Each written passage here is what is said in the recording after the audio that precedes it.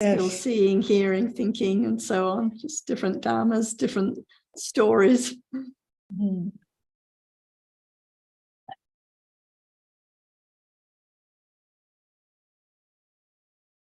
Well, I was shocked when it was on the news here, the heat. They didn't talk about the pollution or the COVID, but they talked about the heat. We hear all about the pollution.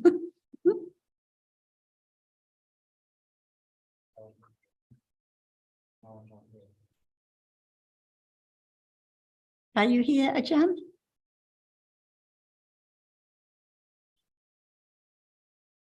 I'm here now. Sawadee ka, Ajahn. How are you? สวัสดีค่ะท่านอาจารย์ค่ะ สวัสดีครับอาจารย์ครับสวัสดีครับ ขอบคุณค่ะ สวัสดีครับครับอาจารย์ We were just saying how we always live in the world of stories, thinking about this and that, about pollution and heat and COVID and this and that, one story after another, but still just seeing, hearing, thinking, pleasant feeling, unpleasant feeling. But the lobha clings to the different stories so quickly.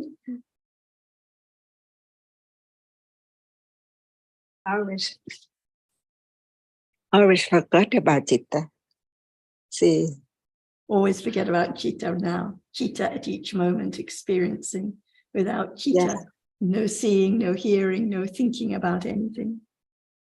But it's just only thinking about Chitta. See, while Chitta is hidden, because what appears, Chitta is experiencing it. No attention to the reality at the moment of seeing, hearing, smelling, touching, thinking, and no matter it arises to experience the object, not just only 6 doorways, it's there too. That's why it's always forgotten. So close all the time. No sign, no mark of something like Citasikas or Rupa, but it's there.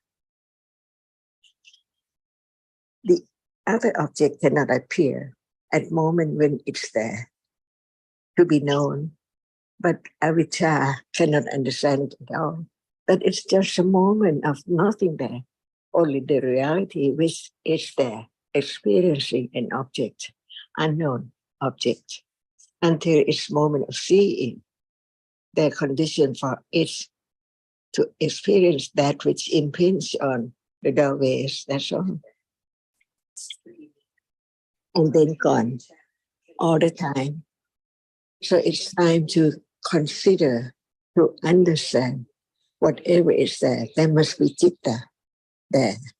But citta does not appear until it's known, little by little, that it's there, not forgotten.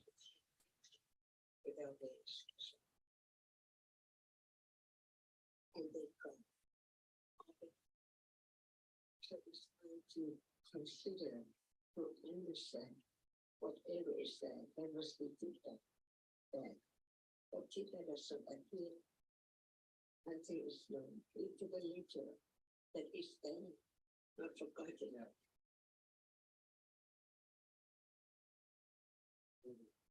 Is there something strange happening with the audio? Sorry.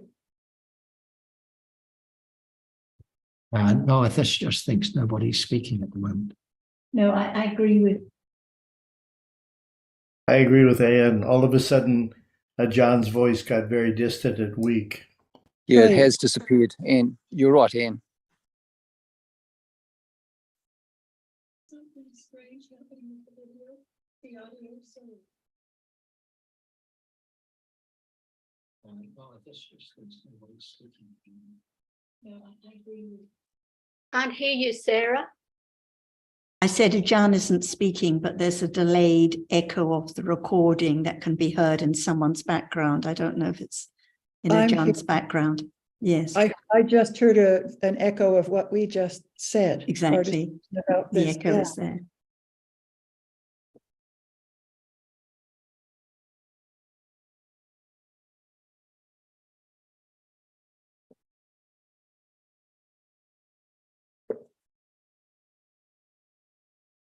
Does anyone have a topic they would like to bring up? I do. Go ahead. I'm reading, I'm struggling through the description of the ayatanas and elements in the Visuddhimagga. And it's just a footnote on page 551, and it states there are 81 mundane sorts of citta, and since there is no path or fruition without jhana, when the 4 paths and 4 fruitions are multiplied by 5 jhanas, there are 40 kinds of supramundane cittas. 81 plus 40 plus equals 121. Now, a couple of questions here. First of all, it says there is no path or fruition without jhana. And I didn't think that was correct. Can you work that one out for me? Or are they talking about jhana factors? Don't know. Is that what you mean, John? No, I think they're not talking about jhana factors. I think I remember reading I think it in CMA, it explains that every path moment is reckoned as being jhana of one level or another. So Okay. for everyone who attains path, there's at least the concentration is at least of the level of first jhana. Okay, that makes sense. That's how I understand it. Yeah. Right. Yeah, I just reading through Visuddhimagga. It's taking me a long time just to get through 2 chapters. It's so full of stuff. But anyway, I'm assuming that you need to have some knowledge of Abhidhamma to even understand any of it. But that's just my idea. Anyway, back to that little comment I made before. There are 81 mundane sorts of citta. I thought it was classed as 89. That's where I've read before, so I don't know where they get 81 or how it's worked out as 81. Do you know? That's a good face. Okay. Well, no, I don't know for sure, but this is 8 short of 89, right? So Yeah. it possibly excludes the 4 magga and pala cittas because Okay. it's talking about Yeah. mundane consciousness. Well That's done. what it is. That's what Yeah. it is. All right. Thank you. That's great. Now back to The extra 40 are the cheetahs with the jhana, of Yeah. cheetahs. Yeah. 5 times 8, yes. 5 Yeah. jhanas. Yes, it has said that. So that's okay. All right. Well, that's sorted that one out. Now, back to the beginning of that chapter, Ayatana Dhatu Nidesa. In number 3, it says it relishes Jakati, thus it is an I, meaning the meaning is that it enjoys a visible datum and turns it to account. That doesn't turns it to account. But I does not, the Jaku Prasada does not enjoy a visible datum. We're just assuming that it's the Jetasikas that go along with it. It must be, because I is Rupa, or Prasada is Rupa. And despite what it's been said somewhere else, Rupa does not know anything, is what I understand. So it can't like, it can't dislike. Okay, so I'm assuming that it's taking into account that the moment they're seeing, although even at that very moment of seeing, there's no liking, disliking, it's just a bare 7 Jetasikas. But okay. Could you just read that short passage Read again? the one out Sita? again, okay. Yeah. Herein, as to meaning, firstly, individually, it relishes, and it says jakati. Thus, it is an I, jaku. The meaning is that it enjoys a visible datum and turns it to account. That's the next one goes, it makes visible, rupayati. Thus, it is visible datum, rupa. The meaning is that by undergoing an alteration in appearance, in brackets color, it evidences what state is in the mind, literally heart. That's even more difficult. Sometimes it's really helpful to look at the Pali too, Azita. But when we're talking about But I don't relishing, know Pali, so that doesn't well, help me. It confuses me. no, I didn't say that. I didn't say you had to. I just said that sometimes it's really helpful to look at the Pali, and yeah, when you understand it as well as intimating. So obviously, when we're talking about relishing, we're talking about consciousness. So and the way it's translated, Nyanamoli. Sorry, can I interrupt? How did you get what did you say about relishing it? Well, if it's relishing implies consciousness, so it's not just to bear what we might call the moment. When you're talking about the I can't relish in itself. There has to be consciousness there. So even consciousness can't relish because it's mere experiencing. It has to be a Jetasika that relishes. Well, okay, yeah, it's speaking in that broad sense of what relishing actually means. I hear what you're saying, but it has to mean, when we're talking about relishing, we're talking about obviously lopa or different levels of attachment. So that's kind of implied, and that's how I've read that statement. I've come across it before myself.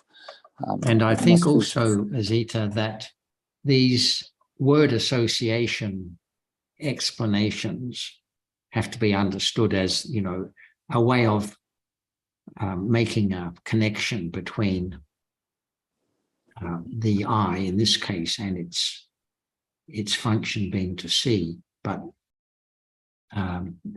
they're making a connection in the Pali as a way of making it easy to memorize and recollect, right, the function of, so there's a connection in the Pali between jakati, to relish, and jaku, I.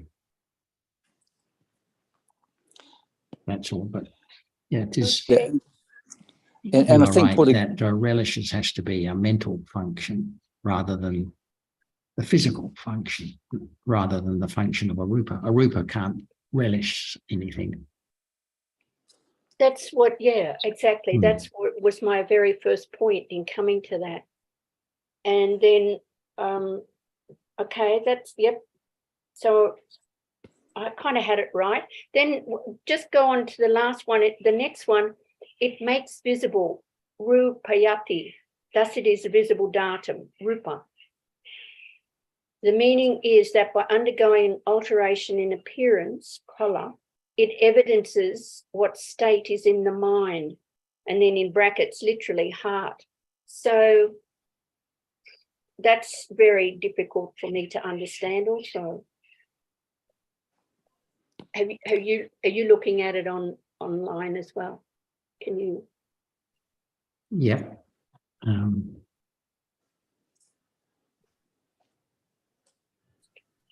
read it again. Just read it again, would you, Zita? It makes visible, rupayati. Thus it is a visible datum, rupa. Well, that makes sense to me.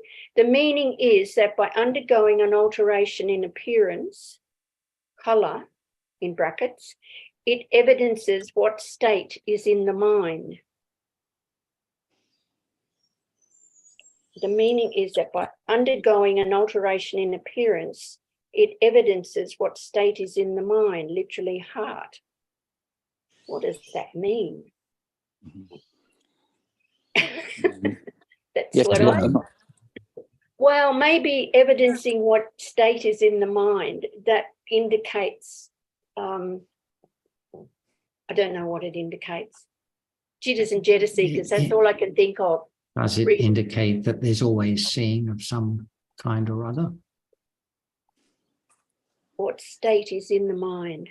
Well, it says literally heart. I don't Yes. know. But It may be referring to Chitta, the inner ayatana, Hadaya. Well, this is kind of what I've come to, because there's nothing else, is there? Like there's rupa, there's chitta, there's jetasika. I mean, it's got to be, and as you go through this chapter, they talk about the dhatus and you know, so many dhatus covers absolutely everything. So The main point is it's referring here to the ayatanas. And so the main point to understand is at the moment of seeing, there is the meeting of the inner and the outer ayatanas. So it was talking about the inner ayatanas, the 5 sense spaces, and the 7, and the outer ayatanas, the 6 inner ayatanas, the 5 sense spaces and chitta, and the outer ayatanas, the sense objects and cetasika. So at a moment of seeing, there has to be the eye sense, the inner ayatana, the visible object that is experienced, the rupa, and which is made visible, and the inner ayatana, the chitta, which experiences what is visible. And hadaya is another word for chitta, the innermost, innermost reality. yeah, okay, yep, that's made sense to me. Thank you. I appreciate that. What about the part of what Azita read that talked about the change in color? changing appearance. Yeah, Changing I've got appearance, something in the footnote here. It says, when a visible form, rupa, undergoes, like the visible aspect of a chameleon, an alteration in appearance or color, at times when the mind is dyed with greed or corrupted with hate, etc., it makes visible what state is prevalent in the heart, that is, in the mind, and makes that evident as though it were an actual visible object. The meaning is that it demonstrates it by giving it, as it were, a graspable entity, savigaha. Then it goes on with another explanation.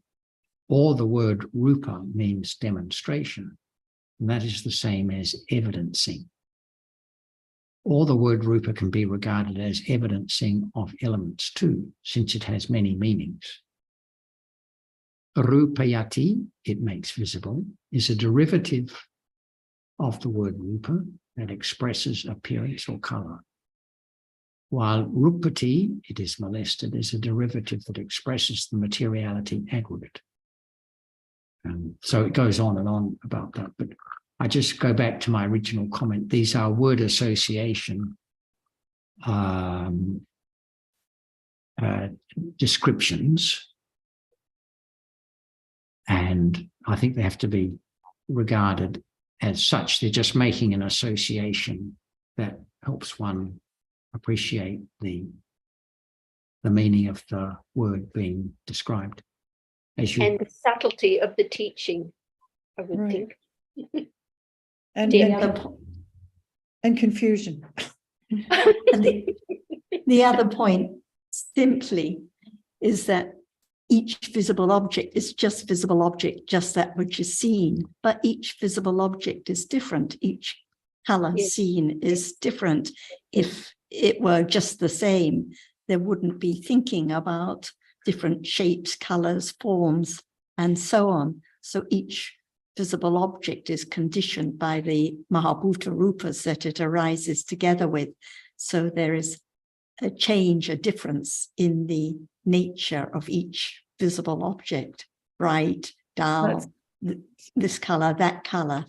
So it's just visible object, but it's different at each moment. depending on the visible object that impinges on the eye sense. Right. And those galapas of rupa last only 17 moments of chitta. So I can understand each color that is seen by chitta is a different color, So because it's all constantly changing. Right. Each visible object is not the same. And Yes. that's why there are the different impressions of colors and shapes and forms and so on, leading to thinking about trees and books and sunrises and people. Yeah, leading to the thinking in the mind door about it. Yes. Yeah. And it depends on what seeing sees at this moment. Yeah. Yes, that's making a lot of sense. Yeah. Yeah. Thank you very much. Very good. And it's now just this moment of seeing whatever visible object there are conditions to see at this very moment, not by choice, but just by conditions. Yeah. And I've very much appreciated the few talks with Achana, like over the last few weeks, I guess, how a lot of what she's reminding us of is chitta now. And jitta is unknown, but jitta is what is it? So close all the time, as Ajahn spoke about this morning. So that's Seeing been now, really thinking incredible. now, yes. Now, yeah. And falling not- away at each moment, never a moment in life without Right. chitta experiencing, no Right. one there at all. And Yeah. there has to be the understanding of chitta in order to understand no one at all, just this moment of experiencing the chief and experiencing. Yeah. Yeah, That's the been close, coming the across quite clear. innermost reality. Yes. Yeah. And So no anything, no being. yeah, no being at all. Mm. Just seeing, then gone. Other chittas, then gone. Thinking, gone.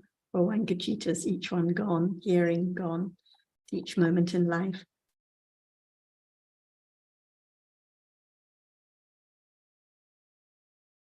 And the clinging on to what is liked and what is disliked. And still jitta goes on and on and on. Even when reading about the terms or the expressions, the clinging is there. Mm. Yes. Wanting to know. Right. Even now, yes. Yeah. Yeah, great. Thank you.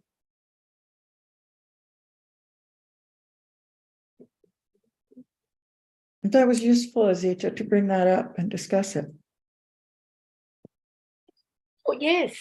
Thanks, Anne, because, I mean, it's what's happening now, isn't it? I mean, now is all that can be known. If there's to be development of understanding, we're told it has to be understanding of reality now. And I think by clearing up, well, what does it mean now? Is a good idea, perhaps. Mm. Do you have anything more you want to say on it, Anne? It's interesting because I was just, as we were talking about, each rupa being slightly different, never two rupas that are same. And I've been when I think about the rupa color, color is a good example, I think, because and I, we talked about, shape and form through the nimitta. There's different shape and form, and I'm suddenly, I guess, finding a picture in my mind of more how seeing intellectually a little more how shape and form can become apparent. We've always talked about the very rapid and the rapid succession, etc. But it suddenly, is a little more apparent, colorful. Just it's what? Not even concrete. It makes it easier to understand. I guess what I was trying to say, I was looking at the sunset in the picture behind Sarah and thinking of all the I don't know. I hope I'm not going overboard about this, but it seems that the I guess I have found it difficult to understand how shape and, the rapidity of the succession of citta and the moments, etc., through the nimitta of them bring about shapes and forms, etc. So now it's I don't know, it seems to have, I don't know, I thought it clarified it for me, but I'm evidently not able to put it very well into words. Maybe it's because, well, this is what I think, is there's so many more mind doors compared to sense doors. As soon as there's a sense door finishes, there's mind door, and it then, I don't know, well, because there's thinking involved, a lot more jeta seekers involved. And so a story begins. That's how I see it, and builds up shape and form. I don't actually know if shape and form are real, but we make them. We do. I was going to say, I don't think they're real. They're constructs. They're mental constructs. Yeah.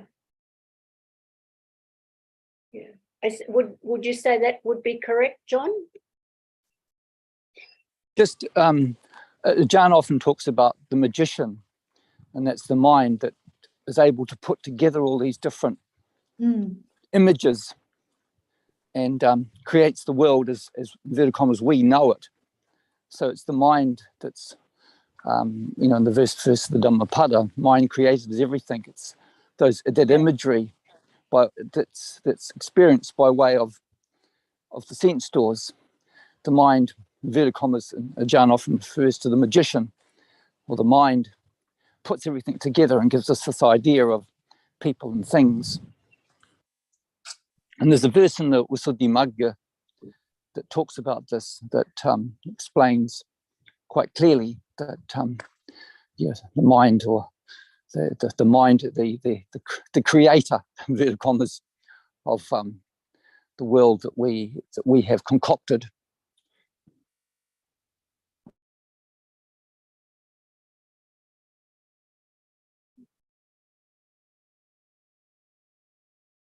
Jonathan or Sarah, do you have anything to add to that? No, just I checked that when it was referring to the, mind, it is hadi as I thought it is. So it is the innermost, the citta. So it's the citta at this moment, the inner ayatana, which experiences the rupa, which is impinged on the eye sense. When referring to these ayatanas before there's any thinking or idea of shape or form or different colors. I think that when reading texts and when one comes across difficulties, the more understanding, the more confidence there is that what is right, because no matter what the language used is, there's confidence that rupa cannot experience anything, and that the experiencing is only by the citta. So when we read about the nature of rupa, the rupate, the being molested and so on, but the rupa itself cannot experience anything at all. So when I read something and something's not clear, it doesn't bother me, because one just knows what ayatanas are and what ayatana is at this moment. And that's what is important. Otherwise, one's spends a lot of time trying to sort out this problem or that problem. But what about the citta at the moment when one's confused or something is not clear? So it always comes back to the citta now. Well, I was reading in the Visuddhimagga, I've started this chapter, I think it's about the third time in a week that I've started the same chapter and going through it again and again. And it's interesting, but it is frustrating in that I get mixed up with the mano dhatu, mano vinyana dhatu, getting on to elements now, and ayatanas. And I thought, look, I was getting myself into a state this morning and I thought, this is crazy, why am I doing this? And it's attachment. I really want to understand. I want to have a grasp of this. I want to know. So I've got about 3 books. I keep going back to what is mano dhatu or what is mano vinyana dhatu, going backwards and forwards. In the end, I just closed all the books up and did something else. But it's just wanting to know, basically. So when talking about the dhatus, so now we're talking about the different realities. Each reality is a dhatu. Yeah. So seeing is a dhatu, eye sense is a dhatu, visible object is a dhatu. Yeah. And there are those cittas which are not seeing, hearing, smelling, tasting and touching, but which also can only experience an object through the sense doors. And these are the mano dhatu. And then all other cittas are the mano vinyana dhatu. That's it. So any cittas which can experience an object through the mind door are classified as mano vinyana dhatu, different from those that can only experience through the sense doors. So I think like Santirana, Sampatijana, okay, those. Yeah. They're the ones you mean? there are only 3. So apart from seeing, hearing, smelling, tasting and touching, there are 3 cittas that can only experience an object through the 5 senses. One is pancha vinyana dhatu, and one are the 2 sampatichana cittas. Santirana is different because Santirana is stronger than Sampatichana, and it can, depending on its function, it can experience an object through the mind, or for example, it can be the Santirana, which is that it has a function of birth, patisandhi citta, for example. For example, when it's rootless birth, then Santirana has that function when it's rebirth in a woeful plane, for example, or when there are no roots. So that's why there has to be the understanding of why only those ones are mano dhatu and not the others. Otherwise, if one just tries to memorize or something, it's forgotten straight away. Exactly, that's what I've been doing. Yes. Goes here and then it's gone again. So I don't think it's helpful. One has to understand the reason, otherwise it's gone. Yes. Right. Oh, well, I'm going to plug away at it. So when we're referring to ayatanas, each ayatana, each reality is dhatu. But in the context of ayatanas, it's referring to the meeting, the coming together of those realities. Right. Okay. Okay. Thank you. Food for thought. And just on that point that you mentioned earlier on, Azita, about trying to figure out everything and how frustrating it gets sometimes. There are a few points that I think can be considered there. We're all different. We're all wired differently. We've all got different accumulations. Sometimes, even when you address it, say, perhaps very superficially, and you've got good friends or you have some understanding, you can have some confidence that you can unpick it little by little. It won't become apparent straight away. I think it's always good to dig away, from my perspective, to dig away at issues that perhaps that are not so clear initially, but by degrees they can become clearer, like as you've illustrated today with, bringing up those points in the Intl.Dhamma, and it can be helpful for others too, because other people will have not exactly the same issues, but similar ones in some measure, and it can be understood slowly. And we're very fortunate to have things like Zoom that facilitate that.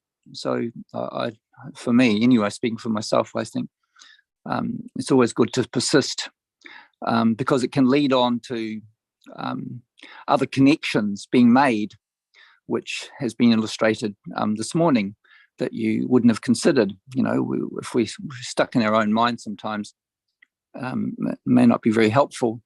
But even then, I still think it's good to, there are different ways of looking at this, and you can come back the next day and it's a little bit clearer. So it's a little by little process, as with all things.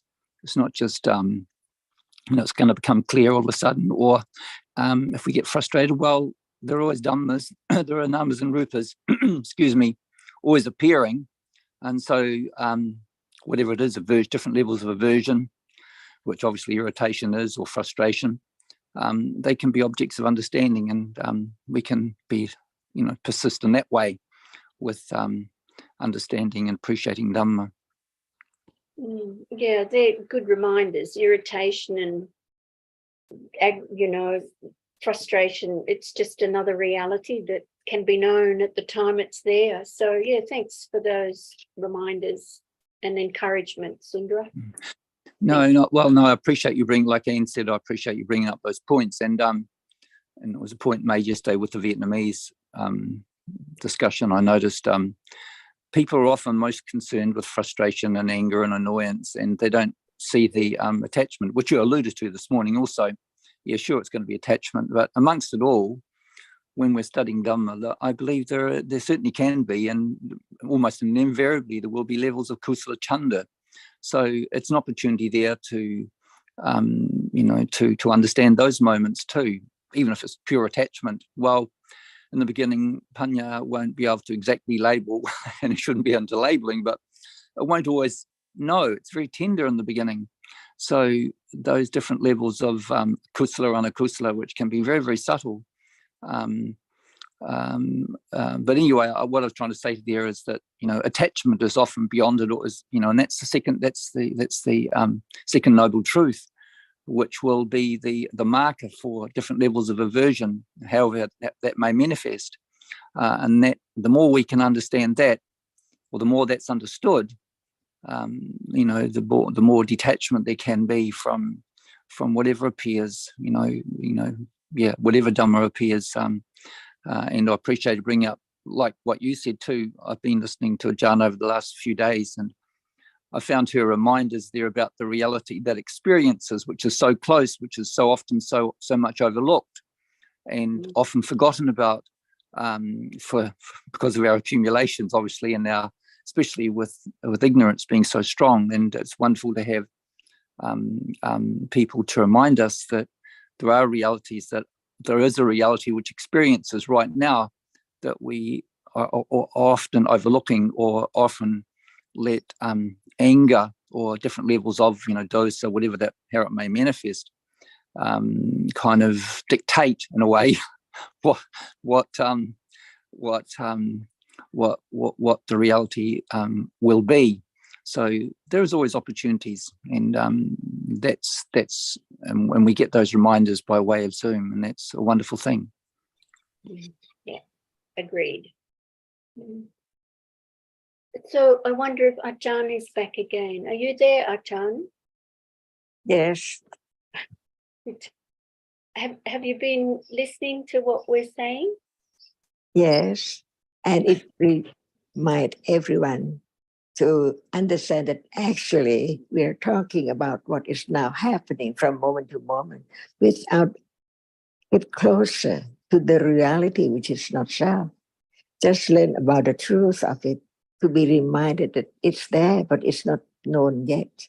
That's why if there's still just like talking or learning about the words about it, and no careful attention to each word about each reality, brings about frustration, just want to understand this and that.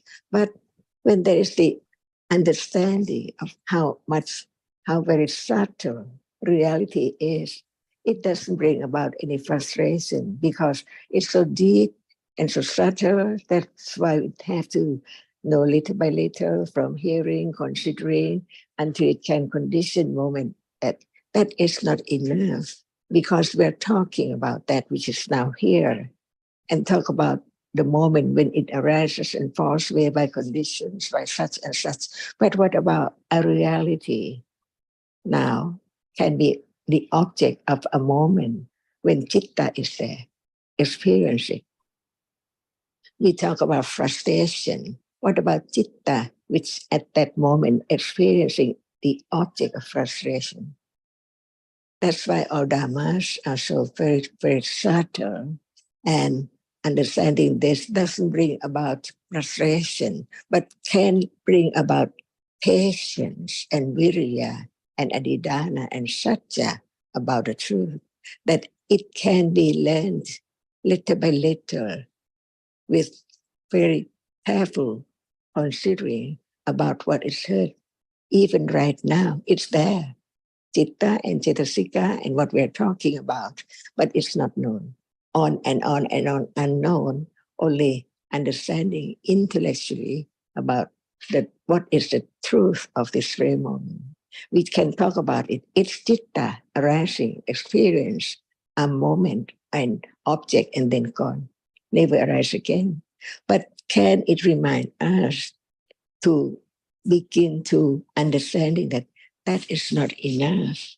The teaching of the Buddha does not just tell anyone to understand by word only, but the truth is there which can be known little by little with careful considering.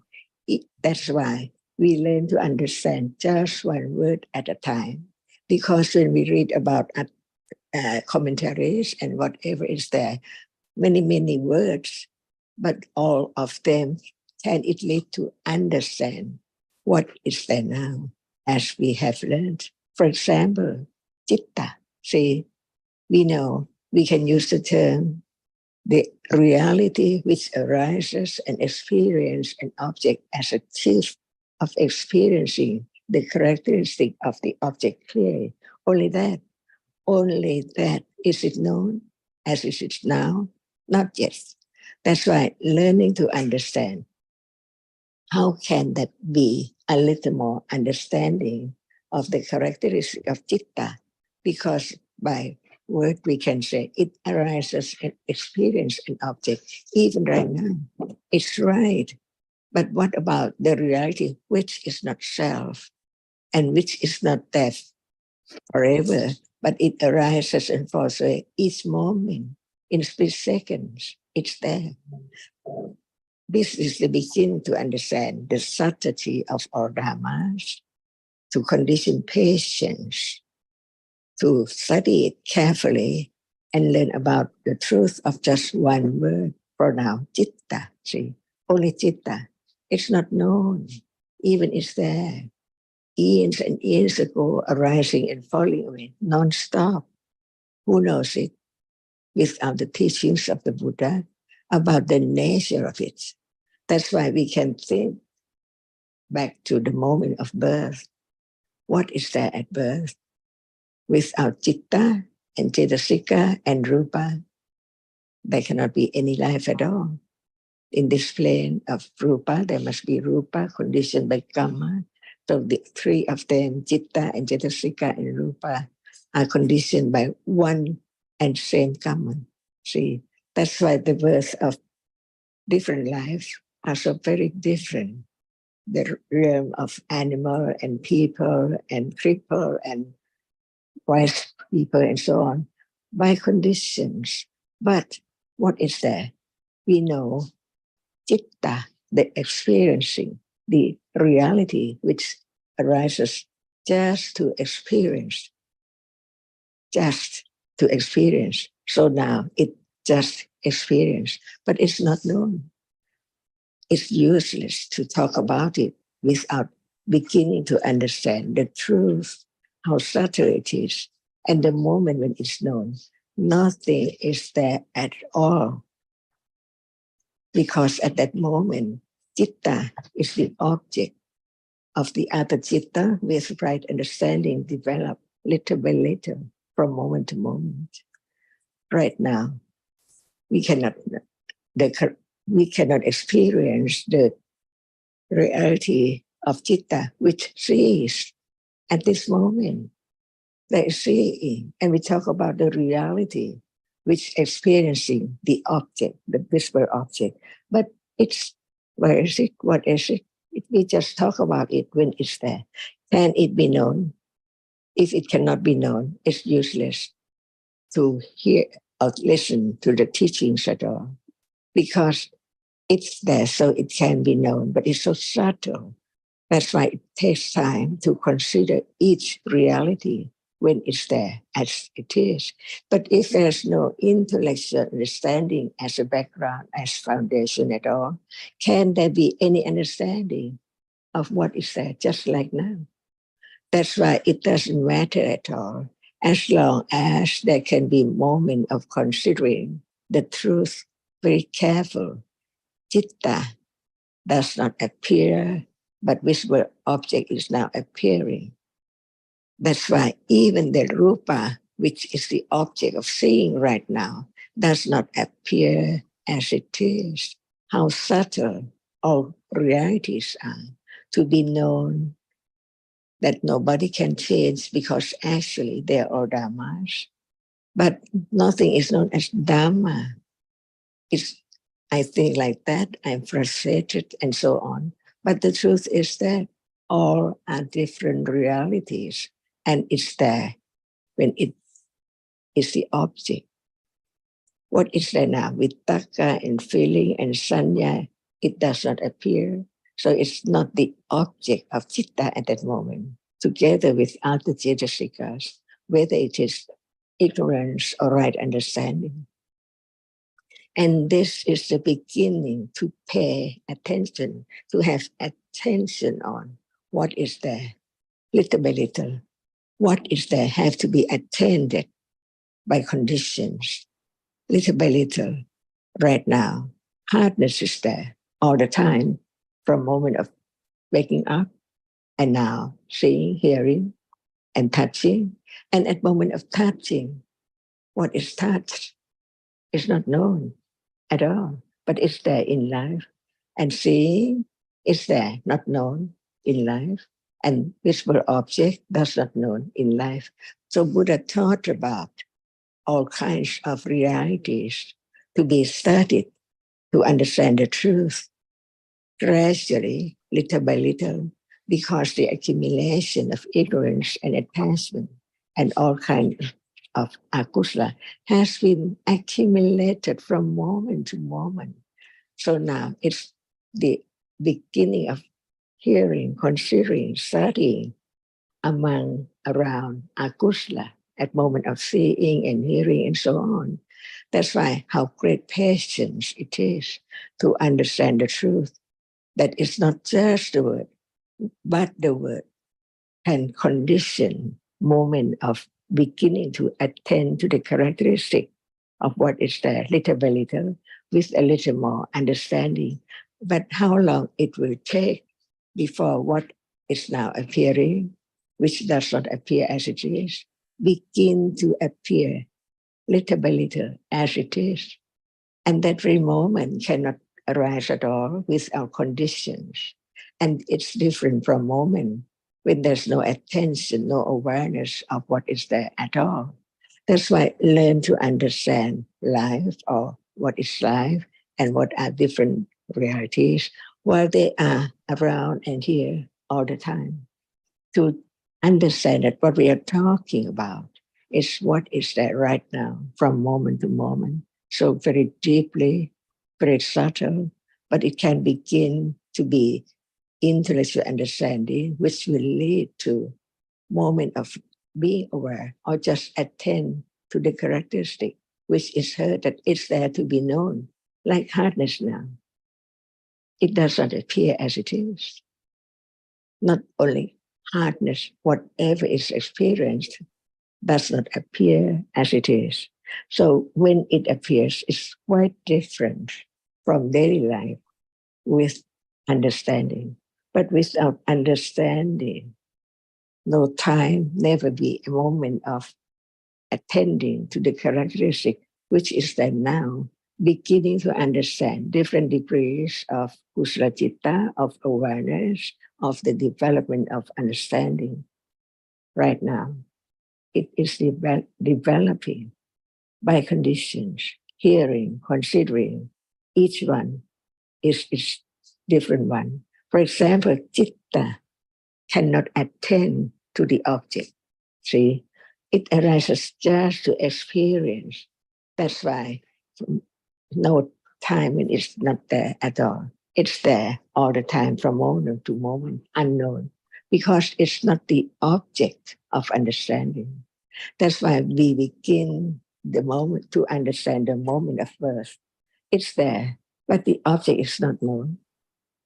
Just this word.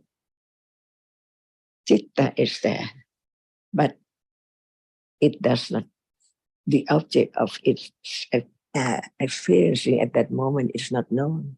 But it has to be there. Who knows that it's there? What is the reality of it? So it's the same as the moment before seeing, before hearing, before smelling, before tasting, before touching, before thinking of what as the object of thought, of thinking at that moment. So getting closer to the characteristic, which when it appears, nothing is there at all. Because the reality of citta has no shape, no form, and it's not like or dislike. It's the pure experiencing, no shape, no form, but it's there. Beginning to understand that.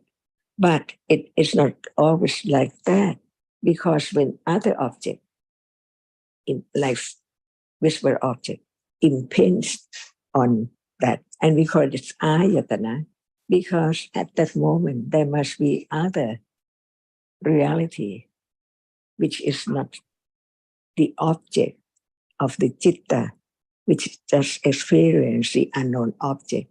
But at that moment, there is condition for it not to experience the unknown object, but it sees. When we talk about not in details at that moment, it's different from moment before seeing. So that even right now, there is that moment before seeing, but it's not known. No attention to that characteristic which is there, because not enough understanding of the truth of its characteristic, as whenever it appears, nothing is there to be object. No sound, no smell, no taste, no tangible object, no story at all. It's there.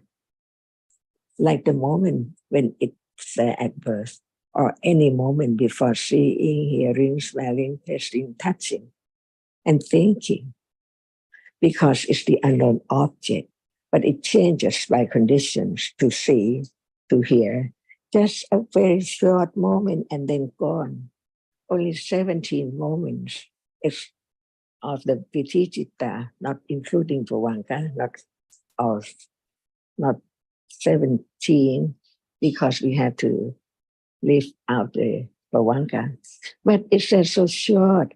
How is so short? Because what is seen now is not just that which is seen, very, very little, because it can impinge on the eye base only, not the whole house or the sky or the road or the shoes or anything at all.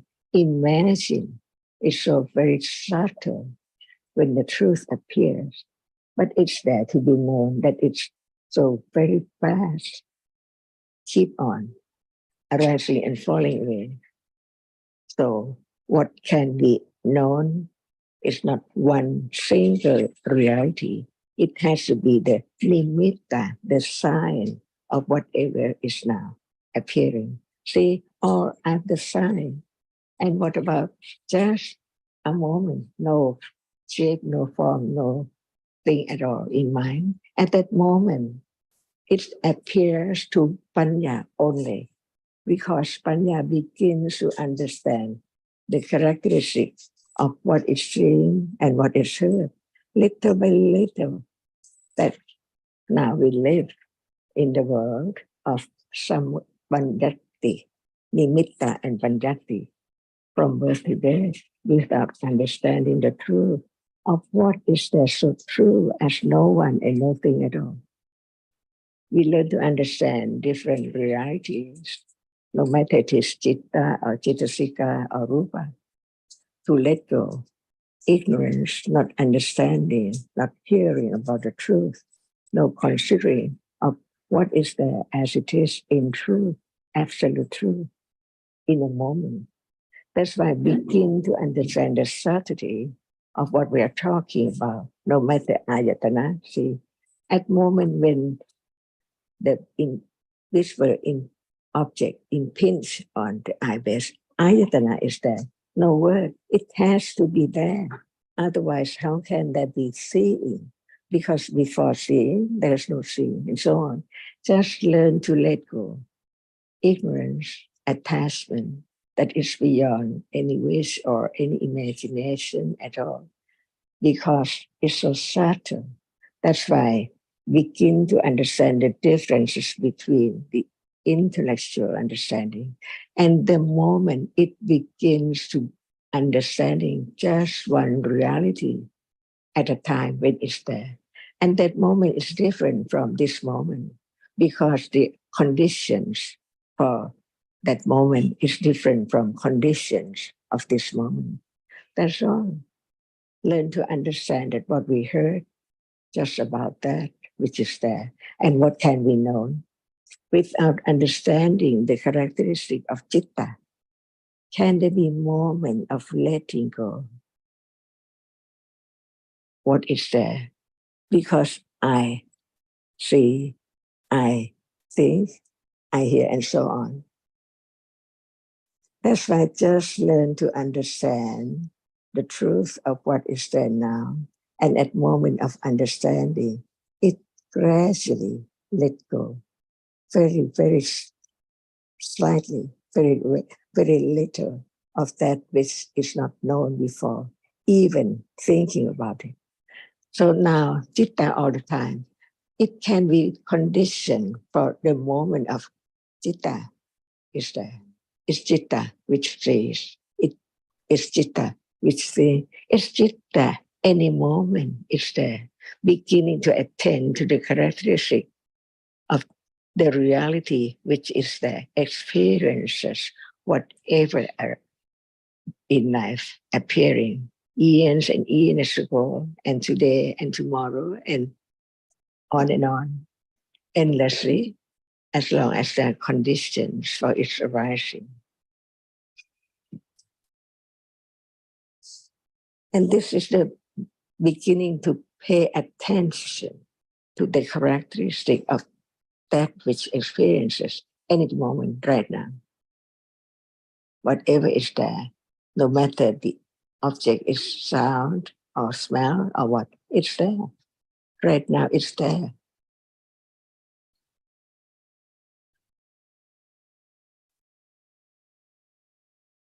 So each word of the teaching is to understand the truth of what is there as it is, from hearing, considering, beginning to understand that no matter how much words we are thinking about this way or that way, without understanding, it cannot understand what is said, even in Tipitaka or what just talked about at the beginning, now, today.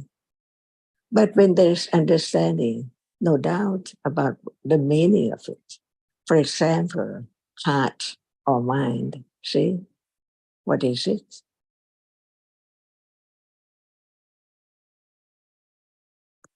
Jitta. Yeah, but we know, otherwise, how can we say what is mind? Is it the reality which experiences the object? Or what is heart?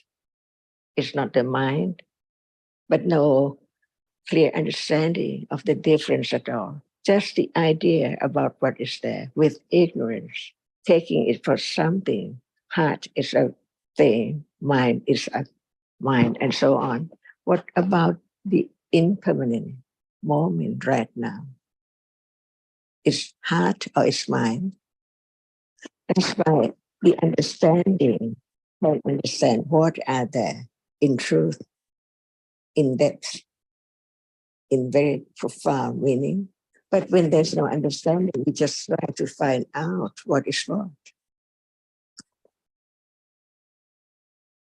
So I think that it's time now for today, or not yet. I don't know. Little bit longer, Jan. Another half hour.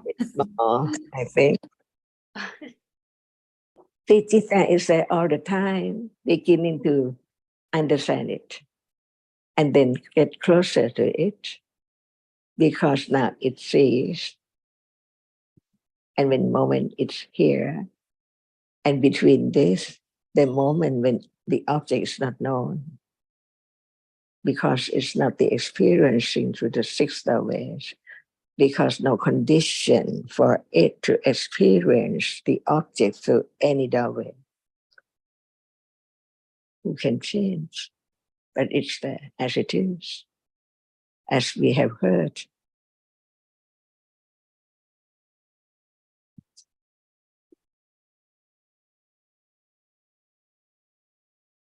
And usually I think that when there's the trying to work it out, trying to find the meaning, trying to understand, leading to the frustration, which Jan mentioned, as we know, there's no understanding at those times.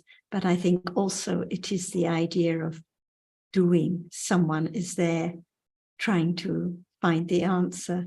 So the understanding right then and there, or now, or any time, of what appears at that moment is far more important than trying to get the story right.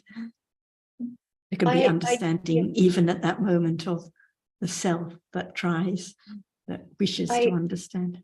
I agree with that.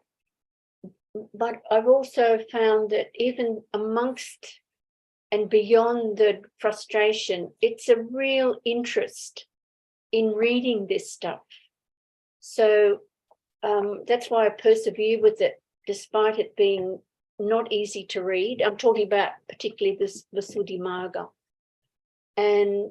But the interest is there. Like I keep wanting to delve deeper, because like now Ajahn has just spoken at length about Jitta. And it occurred to me that when the Jitta knows Jitta, it does seem rather ridiculous that we're attached to the tree outside or friends. It just seems that it's more real to me, knowing the realities than this. And yet attachment is a reality. But I'm a bit mixed up here, but it did quickly occur to me that being attached to something that's not even real does seem rather ridiculous. And when there's the kusala chanda, the wholesome interest in, for example, whilst listening or considering or reading or reflecting at any time, it's quite different from when it's the trying to work it out. The akusala chanda is there trying to find out, trying to know. That is what brings the frustration, not the kusala interest. Yes. The wise reflection. So there can be understanding even at those moments of when interest appears, whether it's kusala or akusala, or whether it's my interest at the moment. Well, I believe also this is the power of the Buddha's teachings, in that whatever arises, be it kusala or akusala, it can be known as a reality. So, yeah, I'm very grateful for what I'm hearing Yes. these days. All Absolutely. passing dhammas, all gone, all of no Exactly. importance. The frustration earlier or yesterday, all gone, completely gone. It's all Yeah. back to this moment, the seeing now, the experiencing of what appears right at this very moment. Mm. Mm. Yeah, much appreciated. Thank you. Thank you, Ajahn. Do you really understand the characteristic of frustration or attachment? Can you ask that again, please, Ajahn? Does anyone understand frustration or attachment as it is? Well, I'm sure there are beings who understand attachment and frustration as it arises. Really? In my case, As not me, as it is? well, as if there's developed panya knows frustration as frustration, But or we didn't talk attachment about as that attachment. moment. We talk about now. About now. Does one really understand attachment or frustration as it is? I can say I don't. It's just me being frustrated. As long as there's no understanding of the truth of what is there as the self, just as it is the reality which arises for sure because it's there. But one reality or one characteristic is different from the other. For example, the experiencing an object, the chief of experiencing, it arises each moment. So it's there, no matter its moment of frustration or attachment. But it's not clear understanding because it's only thinking that it is that characteristic which appears, but it's still I. As long as not only one appears only as the object of understanding. This is the difference.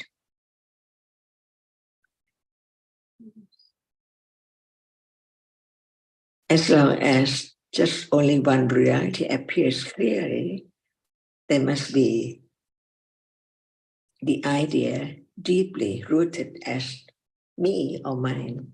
Who else? Frustrated.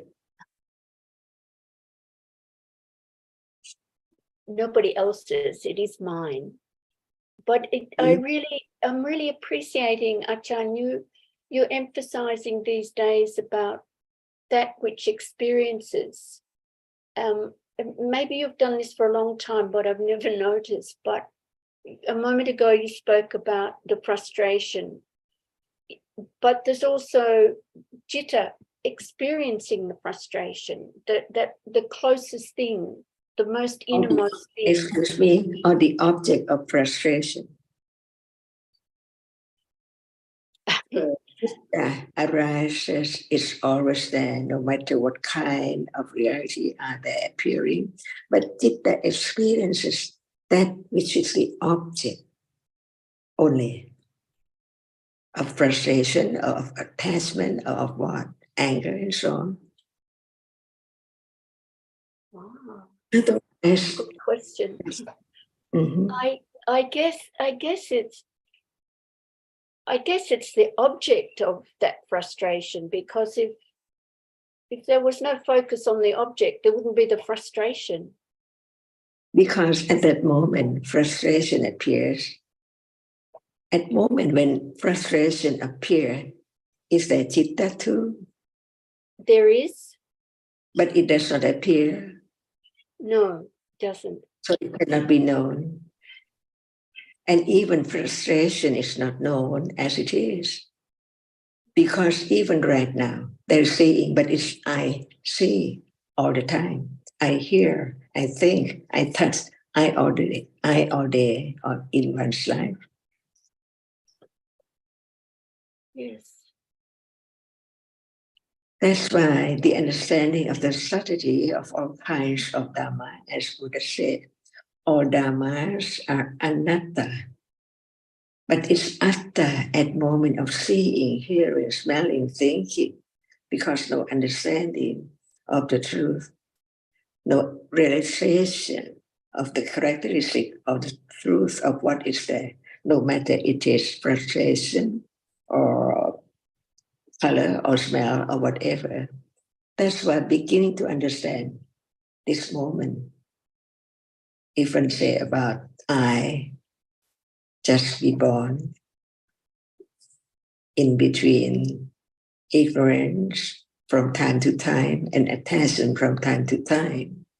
So now it's time to have to hear about the subtlety of our dharmas that is so subtle. But if there's no hearing at all, how can there be the understanding that seeing is different from hearing? Everyone knows, but does it appear as it is? Hearing, just the word hearing, is there enough consideration of that word? It sees, see, not I see. We can repeat that. It sees, not I see. But what is it which sees? Is there? Does it appear to be known that it is it? See, that's why there are so many levels of understanding. Without hearing, considering about the truth, to have confidence of the truth, there cannot be any moment of letting go or be away from birth and death, little by little.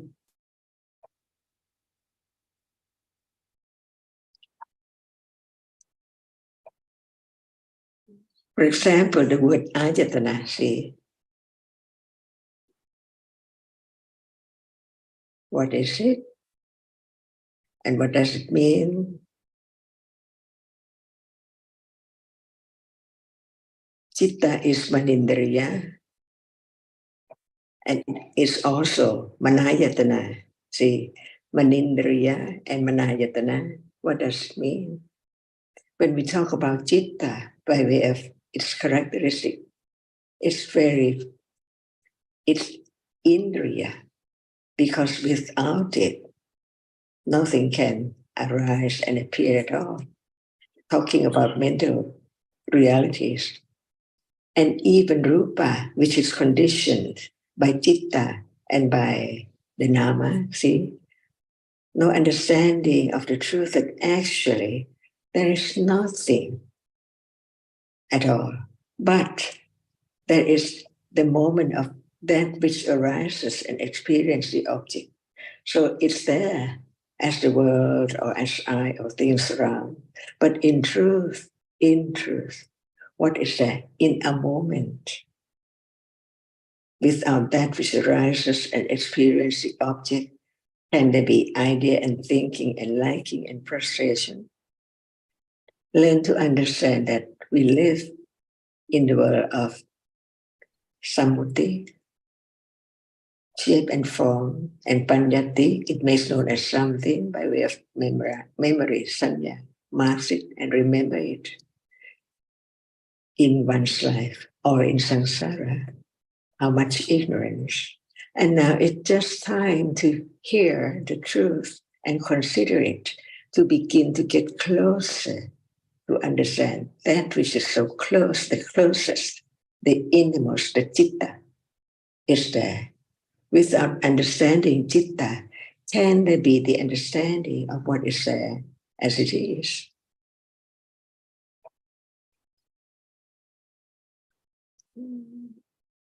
No, and I'm thinking that because citta is so subtle, that this is probably what we, what can be taken for I see, I hear, but there is no I. So it's maybe it's what we take for I is the citta, the arising and falling away of citta. And Rupa as well. And Rupa and the other All namas. realities, All all re- conditioned realities. Yes, All as I taken was for saying that, I something. was thinking, well, I take frustration as mine and attachment as mine, yes, and this body is mine, yes, all realities. Yeah, thank you. And it's there now. And we are talking about it to understand it deeper and closer, to realize the truth that can be known only by panya. Otherwise, what is it? Is it time? Say, where's citta? And what arises, the ayatana? Unknown.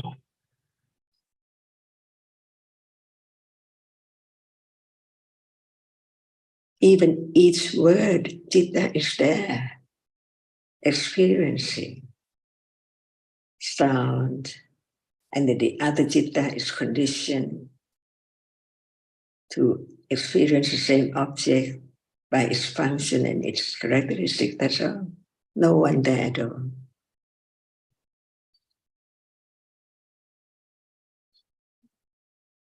That's why when there is a little more understanding of what we are talking about, heard about so long, it's time for conditions to begin to understand the characteristic of each one a little more. For example, the rupa does not appear as it is, for sure. Because when it appears, just one, as we learned, process. See, and now there are so many processes around, and hardness is there.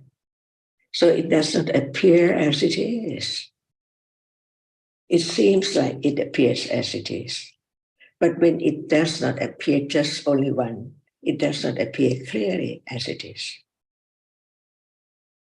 That's why understanding, the precise understanding, very precise of a characteristic, because it's there only to be known. And now many things, many processes. So we live in the world of nimitta, an idea all around. So it's just time to consider what is heard, to get closer to the truth of it, little by little. Another level of understanding, not just the word, but also that which is there to be known, to be studied, like the citta.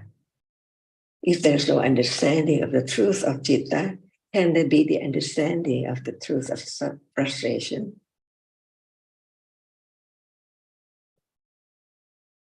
Even if they're appearing in the day, it's I all the time. And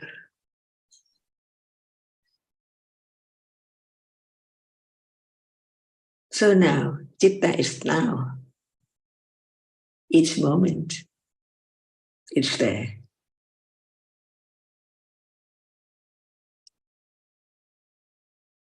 And so, Achan, is it because, like, shut your eyes, as soon as they're open, as soon as something is touched, it is something, like it's instant. So is it because panya is not developed enough that there's just not that knowing that, When or is it always like, as soon as, even with highly developed panya, if your eyes are shut and then they open, instantly the visible object appears, but presumably there's knowing, instead of being instantly attached to it, there can be instantly knowing it's just an object of citta. Is that how we know? But each word of the Buddha about the reality right now is not just to hear about the characteristic and the truth of it, but to understand the moment when it's there. That's why the teachings of the Buddha is all about life, about what is there in a day, even right now, talking about the reality which experiences an object which is achieved, we understand only that is not enough. But by hearing again and again and again, it can condition moment to understand how to understand citta, because it's there right now, each moment, but no thought about it. That's why it needs more careful considering about the characteristic of citta. Whatever is there, citta is there, experience that. Is that right? Beginning to have firm confidence of the truth about citta. It's there, but it's not known yet. Just begin to know that it is always, any moment, there. So the object appears, so the object can appear, and is now appearing because citta experiencing it. So how can it be known? Because the object through the sixth doorway is always known, but not the understanding of the citta which experiences what is there appearing at all. Beginning to understand the truth, it conditions moment of thinking about what is there now experiencing an object. And when it's moment of seeing, no understanding of seeing, because what is seen appear to be known by ignorance and attachment and all kinds of akusala, when it's not kusala, see? That's why I learn to understand life now, each moment, closer to understand that actually there must be the reality which experiences the object, but it's very difficult to understand it because the object which appears, there is interest in it, but no attention to the reality which experiences it at all. But from now on, it's there all the time. So at moment of touching or seeing, it's there experiencing the object. And in order to understand the characteristics of pure citta, when the object does not appear as what is seen and heard and so on, it's citta. See, the object is not known because at that moment, the characteristics of that which experiences life at that moment, not death and not sleep, but it's there. The reality before seeing is there, beginning to get closer to what we have learned about different kind of citta. But first of all, there has to be the understanding of the characteristic of that which is there all the time experiencing an object from moment to moment. No matter what appears as frustration or joy or whatever, citta is there too, but no one knows. That's why beginning to understand the reality which experiences the object. And further on, we can understand without the moment of experiencing an object, can there be frustration and joy or anger or whatever is there. And it's now, this moment, in order to understand this present moment, it has to be the object of understanding. And what is there? Citta is there, not known. And when it be known, if there's no understand of the little by little, can it appear as nothing, appearing together, only that which experiences an object. And even that stage is not enough. See, the accumulation of ignorance and attachment years and years ago is still there until Panya is stronger and stronger. Even Vipassana Jnana, the beginning is not when higher Vipassana. To let go absolutely. Ultimately, no more. wrong understanding of what is there as something as it seems or appears to be.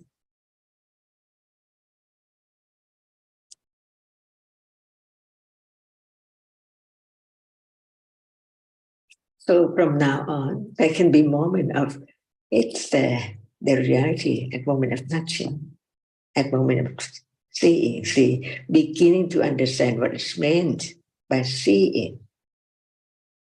Not just the term seeing is there, it sees, but what is it?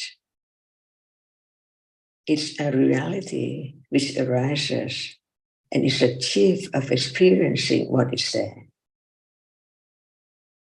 When it appears, nothing is there together. So imagine beyond explanation the moment when it's there, experienced as just a reality. Like any reality, like frustration, when it's together with seeing and so on and thinking, it does not appear as it is. It's there to be known that it's a kind of a moment, but what is there? It's me when there's no understanding of the truth of it, that it experiences the object by way of being frustrated. It's not that which experiences the object, the chief of experiencing the object. That's why Chitta is the chief of experiencing, and Cetasikas cannot arise without Chitta. They arise together by way of different conditions, Sahajata Pacaya, Anyamanya Pacaya, and so on, little by little to be known, to have the understanding of the truth, little by little, to let go ignorance, which covers up the truth of what is there now. Understanding the difference between ignorance and right understanding. And other realities, Cetasika cannot be Chitta at all. See, beginning to understand the difference when it's there, not only by thinking, considering, like, is it time now? See, what is there? Is Chitta there? Are the Cetasikas together? But what appears? Doubt or what? Ignorance. Beginning to understand the moment of ignorance, not just the word ignorance.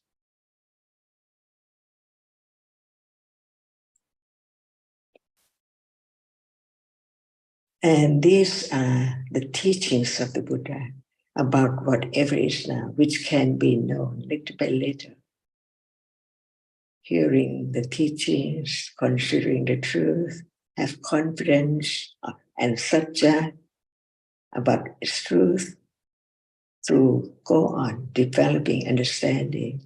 Not I develop, but the moment of understanding is moment of developing understanding, to be firmer and get closer. So very little to what is there now, depending on conditions.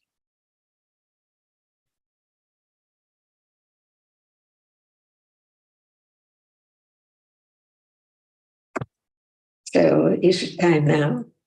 It's time now, Ajahn. So, Ajahn, thank you so much for today. I'm so appreciative